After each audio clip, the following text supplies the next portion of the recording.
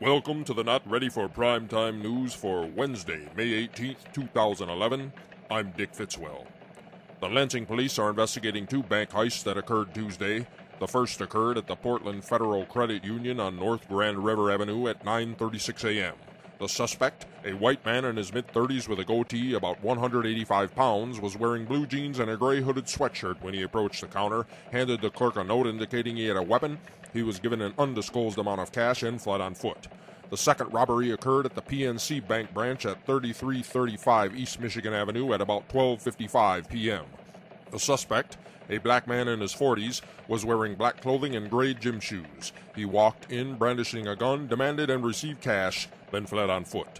The robberies are not believed to be related at this time. Photos of the suspects have been released and are linked at our website, lansingandbeyond.com.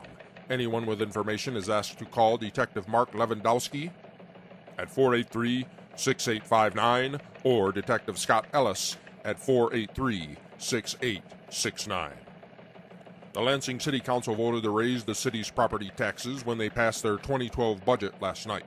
The rate increase will be .7626 mils, but City Manager Ted Staton says declining property values mean that half the city's property owners won't see an increase in what they currently pay. The city is also using just over $500,000 from the Rainy Day Fund and cutting 7 city positions. In War on Terror equals War on You news, the government is increasing the use of delayed notice search warrants, also known as sneak and peek warrants, which allow federal agents without warning to enter your home and ransack it without telling you they've been there. These searches are coming under fire from the ACLU and others because they violate the Fourth Amendment's constitutional protections against illegal search and seizure. These types of searches have become commonplace under the revamped Patriot Act provisions of 2005, increasing from 700 in 2007 to 2,000 in 2009, according to Justice Department figures. The majority of warrants are for drug cases, despite the sneak and peeks being billed as an anti-terrorism tool. In related news, a Tacoma, Washington 7th grader was questioned for roughly 30 minutes last Friday by Tacoma police and U.S. Secret Service agents without his parents' permission due to a week-old Facebook post the boy had made regarding President Obama and Osama bin Laden. The following audio comes from KCPQ-TV in Seattle, Washington. A Tacoma boy's mother says the Secret Service grabbed him out of class last Friday for what he posted on his Facebook page. She was so outraged it happened without her knowledge or permission. She contacted us. Dana Rebick has more on this exclusive story. They're very shocked.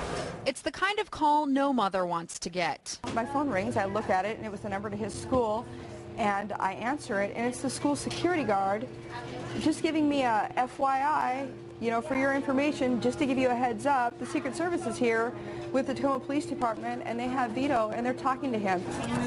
Turns out, after Osama bin Laden was killed, Vito LaPinta posted an update to his Facebook status that got the feds' attention. I was saying how Osama is dead, and for Obama to be careful because there might be suicide bombers.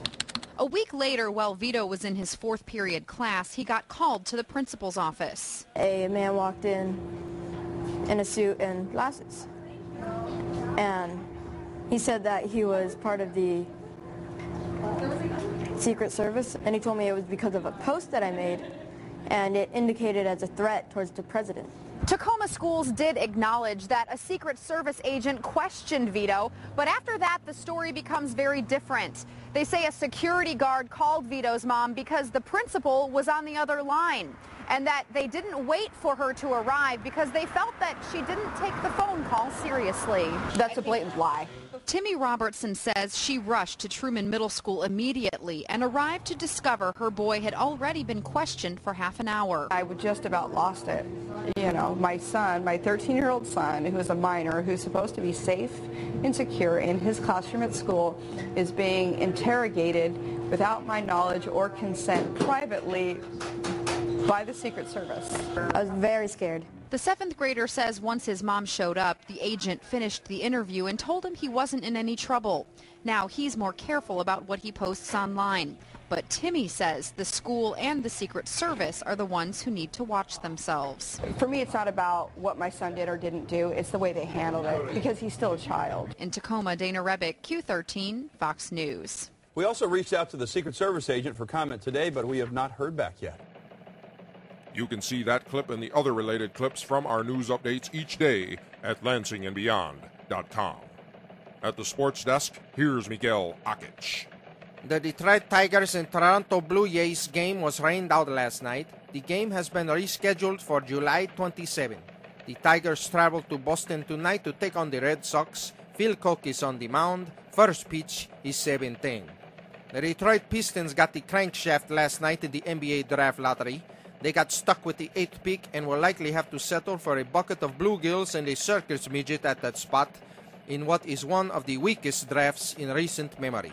The Big Ten ACC Challenge matchups for next season were announced yesterday. Michigan State will host Florida State, and Michigan will play at Virginia. And congratulations to Spartan Americano football legend Gene Washington on being elected to the College Americano Football Hall of Fame.